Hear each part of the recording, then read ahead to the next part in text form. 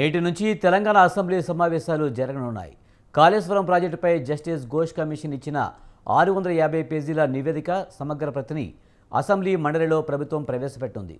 Kaleshwaram commission నివేదికపై అసెంబ్లీలోనే చర్చకు పెడతామని, అన్ని పార్టీలకు మాట్లాడే అవకాశం ఇస్తామని ముఖ్యమంత్రి రేవంత్ రెడ్డి ఇంతకు ముందే ప్రకటించారు.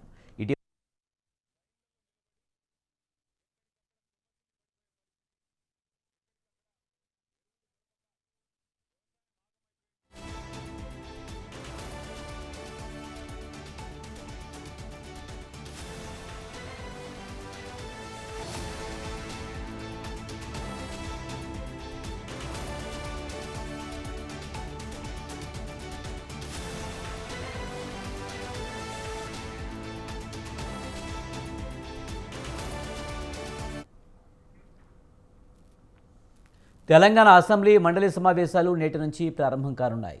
కాళేశ్వరం ప్రాజెక్టుపై జస్టిస్ పిసి ఘోష్ ఇచ్చిన నివేదికను ప్రభుత్వం శాసనసభలో ప్రవేశపెట్టనుంది. నివేదికపై సమగ్ర చర్చ తర్వాత తదుపరి చర్యలు తీసుకుంటామని సీఎం రేవంత్ రెడ్డి ప్రకటించిన నేపథ్యంలో సర్కార్ ఏం చేయబోతుందనే అంశంపై ఉత్కంఠ నెలకొంది.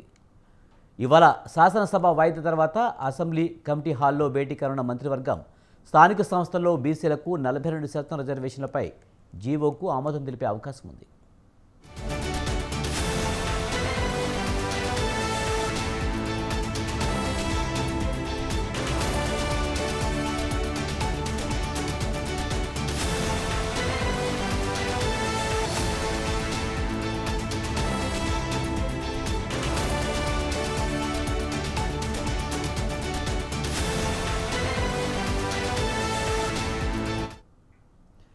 ఇందులో ప్రధానంగా గత ప్రభుత్వం స్థానిక సంస్థల్లో రిజర్వేషన్ల పరిమితిని 50% మించకుండా తెచ్చిన బిల్లును సవరిస్తూ తీర్మానం చేయనున్నట్లు తెలిసింది. స్థానిక సంస్థలో బీసీలకు 42% రిజర్వేషన్లపై జీవో విడుదలకు మంత్రివర్గం ఆమోదం తెలపనున్నట్లు సమాచారం. వర్షాలు, వరదల ప్రభావంతో నష్టపోయిన రైతులను ఆదుకోవడంపైన మంత్రివర్గంలో చర్చించి నిర్ణయం తీసుకునే అవకాశం ఉంది. పంట నష్టం సహా రహదారులు, ఇతర నష్టాలను అంచనా వేసి ఆర్థిక సాయం అందించాలని కేంద్రాన్ని కోరుతూ తీర్మానం చేయనున్నట్లు తెలిసింది. ఇక దీనిపై మరింత సమాచారాన్ని మా కరెస్పాండెంట్ విశాల్ అందిస్తారు. విశాల్, ఈరోజు అసెంబ్లీ సమావేశాలు ప్రారంభం కానున్నాయి, పూర్తి సమాచారం ఏంటి? మరి కాసేపట్లోనే తెలంగాణ శాసనసభ, అదేవిధంగా శాసన మండలి, ఈ రెండు సభలు, ఉభయ సభలు ప్రారంభం కానున్నాయి. ముఖ్యంగా ఈ వర్షాకాల అసెంబ్లీ సమావేశాలలో ఈరోజు మొదటి రోజు ప్రారంభం కానున్నాయి. ఈరోజు తొలి రోజు సభలో జూబ్లీహిల్స్ ఎమ్మెల్యే మాగంటి గోపీనాథ్కు సభ మొత్తం కూడా సంతాపాన్ని ప్రకటించేసి దానికి సంబంధించిన తీర్మానాన్ని చేస్తారు. అయితే ప్రతి ఒక్కరు కూడా ఈ మాగంటి గోపీనాథ్కి సంబంధించి వాళ్ళ కుటుంబాలకు సానుభూతి గురించి కూడా ప్రతి ఒక్క పార్టీకి సంబంధించి బీఆర్ఎస్, అదేవిధంగా కాంగ్రెస్, బీజేపీ వీళ్ళందరూ కూడా వాళ్ళు ఆ సంతాపాన్ని ప్రకటిస్తారు. ఇక దీని తర్వాత బీఏసీ సమావేశం అనేది జరుగుతుంది.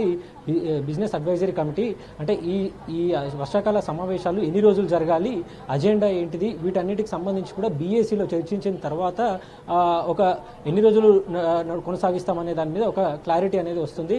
ఇక మరి ముఖ్యంగా ఈ అసెంబ్లీ సమావేశాలలో జస్టిస్ పిసి ఘోష్ కాళేశ్వరం కమిషన్పై ఇచ్చిన పూర్తి నివేదికను ఈ అసెంబ్లీ సమావేశాల్లో పెట్టాలి. దాని తర్వాత ప్రజలకు కూడా ఈ నివేదికను బహిర్గతం చేయాలి. అసలు ఎలాంటి తప్పులు జరిగాయి, ఎవరు దీనికి బాధ్యులు అనే దాని మీద పూర్తి చర్చ చేసిన తర్వాత దాన్ని సిఐడికి లేదా సిట్కి ఇవ్వాలన్నట్లు కూడా ప్రభుత్వం ఆలోచించింది. ముఖ్యంగా ఈ వర్షాకాల సమావేశాల్లో కాళేశ్వరం ప్రాజెక్టుకు సంబంధించిన కమిషన్ పైనే ప్రధానంగా చర్చ జరిగే అవకాశం ఉంటుంది. ఇప్పటికే బీఆర్ఎస్ ఎమ్మెల్యేలు ఈ శాసనసభలో ఒక పవర్ పాయింట్ ప్రెజెంటేషన్ ఇచ్చేందుకు తమకు అనుమతి ఇవ్వాలని కూడా బీఆర్ఎస్ ఎమ్మెల్యేలు నిన్న స్పీకర్ను కోరారు. దానికి సంబంధించి స్పీకర్ పర్మిషన్ ఇచ్చారా లేదా అనేది కూడా మనకి మరి కాసేపట్లో తెలుస్తుంది. ఇక ప్రస్తుతానికైతే ఈ అసెంబ్లీ సమావేశంలో కాళేశ్వరం కమిషన్ ఇచ్చిన నివేదిక మీదనే 650 పేజీలతో ఉన్న నివేదికను దీంట్లో ప్రవేశపెడతారా లేదా కొంత దాన్ని కుదించి ఒక 40 నుంచి 50 పేపర్లు ఉన్న దాన్ని సభలో పెడతారా అనేది కూడా మనకి మరి కాసేపట్లో తెలుస్తుంది. ఇక ఈ సమావేశాలు ముగిసిన అంటే ఈరోజు కొంచెం తొందరగానే ఈ సమావేశాలు ముగిసే అవకాశం ఉంటుంది. మధ్యాహ్నం cabinet meeting CM Revanth Reddy అధ్యక్షతన ఇదే అసెంబ్లీ హాల్లో జరగనుంది. ముఖ్యంగా ఈ కేబినెట్ మీటింగ్లో బీసీలకు 42% రిజర్వేషన్, అదేవిధంగా స్థానిక సంస్థల ఎన్నికలు, సర్పంచ్ ఎన్నికలు, ఎంపీటీసీ ఎన్నికలకు సంబంధించి కూడా ప్రధానంగా చర్చిస్తారు. ముఖ్యంగా బీసీలకు 42% రిజర్వేషన్లు ఇవ్వాలని కాంగ్రెస్ ప్రభుత్వం ప్రతిష్టాత్మకంగా భావించింది. ఇప్పటికే దానికి సంబంధించి అసెంబ్లీలో బిల్లులు పెట్టడం, దాన్ని గవర్నర్ పంపడం, దాన్ని తిరిగి మళ్ళీ రాష్ట్రపతికి కోసం కూడా ఆ బిల్లు వెళ్ళడం, ఇవన్నీ కూడా జరిగాయి. అయితే రాజ్యాంగం సవరణ ప్రకారం రాజ్యాంగ సవరణ చేస్తే తప్ప ఈ 42% రిజర్వేషన్ ఇచ్చే